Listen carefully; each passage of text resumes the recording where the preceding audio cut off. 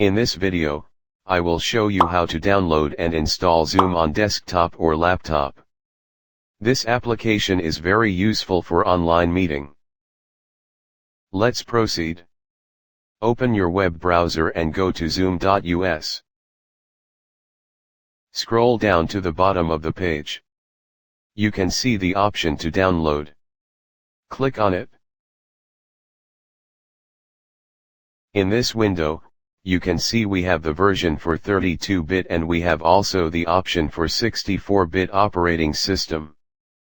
You can simply click on download since 32-bit client will run on 64-bit operating system, but 64-bit client won't run on 32-bit operating system. To check your operating system, minimize the window to go to desktop. Right-click on this PC, Properties. You can see my operating system is 64-bit. Go back to the web browser. I will download the 64-bit client. Wait for it to download the executable file. The file is approximately 18.5 megabytes. Let's now check the downloaded file.